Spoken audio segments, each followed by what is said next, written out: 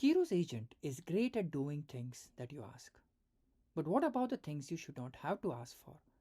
The actions that should happen just automatically in response to what's going on in your IDE. That's what hooks are. In this video, we'll look at how hooks work, the different types of events you can tap into, and how to set them up. Every task you do has an invisible overhead. You need to run tests after a change. You need to lint your code once Kiro agent has updated it. And maybe add some boilerplate code when your new file is created. None of these are hard, but they add up. And the real cost isn't the time, it's the cognitive overhead of remembering to do these things. Hooks eliminate this overhead. You define the event, you define the action, and Kiro handles the rest automatically. Kiro gives you two ways to create a hook.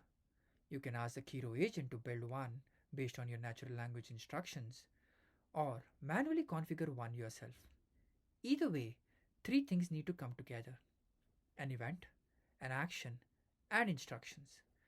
The event is what triggers the hook, the action is how Kiro responds, and the instructions tell Kiro what to do. In this demo, we are creating a hook called create test cases. The event is post tool use with tool type set to write, which means this hook fires every time the agent writes to a file. The action is ask Kiro, and the instructions say after the agent writes to any file, review the changes, create or update the corresponding test file, and run PyTest. Now when we ask Kiro to create a simple function, the agent writes the file, the hook fires automatically, and Kiro creates the tests and runs them. All without you having to ask. Event, action, and instructions. That's Kiro hooks. Let's look at a sequence of events as it relates to hooks. When any event happens in the IDE, let's say you save a file or submit a prompt, or maybe an agent calls the tool, Kiro checks if there is an enabled hook that matches this event. For file hooks, it also checks whether the saved file matches the hook's file path to watch. And for tool hooks, does the tool match the hook's tool name? No action is taken if no hooks match. However, if everything lines up, the hook is triggered and Kiro moves to the action step. Once a hook is triggered, Kiro executes the action.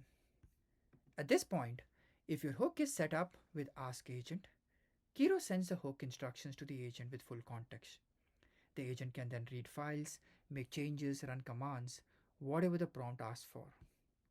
Or you may have asked for a command to be run. Either way is fine. In that case, Kiro executes the shell command directly, useful for linting, for formatting of your code, or for building scripts.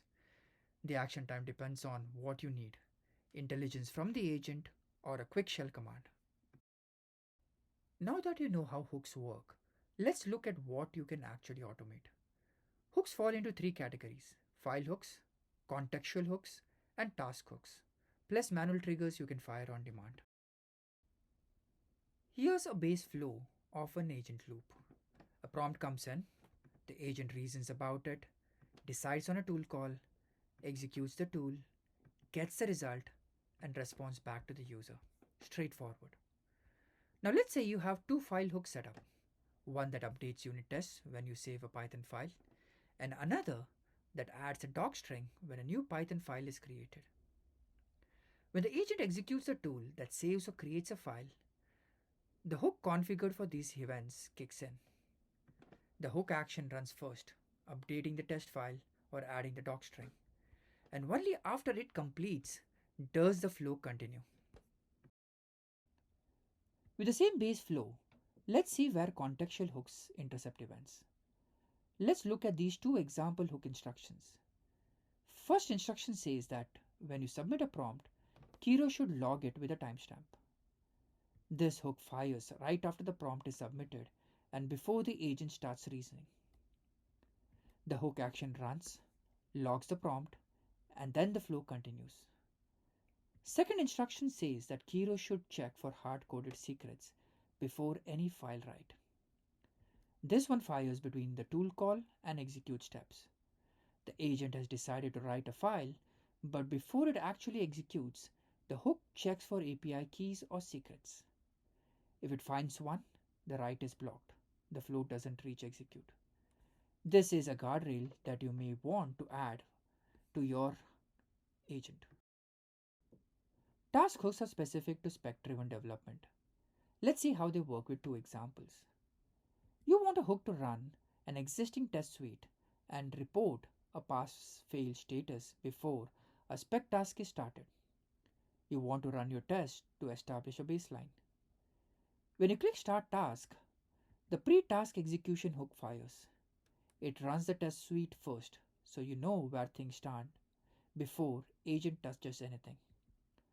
Once the hook completes, the task starts. Agent does its work and task completes. And you review the changes. But that's not all you want to do. You also have a hook that runs PyTest and reports any failure right after the task is completed. The post-task execution hook fires right after the task completes. It runs PyTest to validate the output before you review. Think of it as before and after check, and you know the baseline going in, and you verify nothing broke coming out. That's hooks. They turn your IDE into a reactive system. Things happen automatically when an event occurs. Start with a file hook to keep tests in sync. Add contextual hooks as guardrails around agent writes. Use task hooks to validate spec task output, and manual triggers if needed for any on-demand workflows like doc generation. Your hooks live in the Kiro Hooks directory, so you can commit them to source control and share them with your team. Same hooks, same automation for everyone. Thanks for watching. If you have questions or want to learn more, check out Kiro's documentation. Happy building!